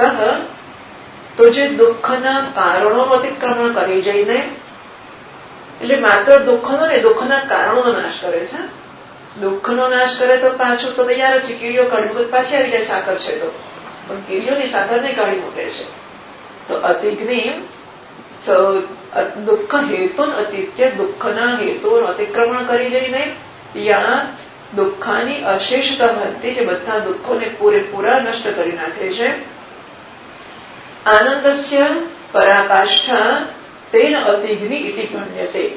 આનંદની પરાકાષ્ઠા કે પરાનિષ્ઠા એવો પણ પાઠ છે, એને અતિગ્નિ કહેવામાં આવે છે. નિરતિશય આનંદ, પણ નિરતિશય આનંદ માત્રમાં પાછો દુઃખ વચ્ચે વચ્ચે હોય તો એટલે કે અતિગ્નિ એવો શબ્દ વાપર્યો કે દુઃખનો પૂરેપૂરો નાશ થઈ ગયો છે એવો આત્યંતિક દુઃખ નિવૃત્તિ, નિરતિશય સુખ અવાપ્તિ. આવી જે સુખાવસ્થા છે, આનંદની અવસ્થા, સુખની અવસ્થા, તામ પ્રાપ્ય એને પ્રાપ્ય કરીને ગત્વા શયિત અવધિષ્ઠેત સુખની આવી અવસ્થા પ્રાપ્ત કરીને એ રહેશે. ઓમ પૂર્ણમદ પૂર્ણમિદં પૂર્ણાત પૂર્ણમુદચ્યતે પૂર્ણસ્ય પૂર્ણમાદાય પૂર્ણમેવાવશિષ્યતે. ઓમ શાંતિ શાંતિ શાંતિ.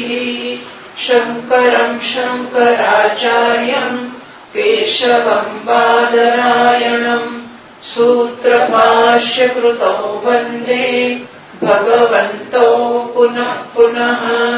ઈશ્વરો ગુરુરાત્મેતિ મૂર્તિભેદ વિભાગિને વ્યોમવદ્વ્યાપ્તદેહાય દક્ષિણામૂર્તયે નમઃ.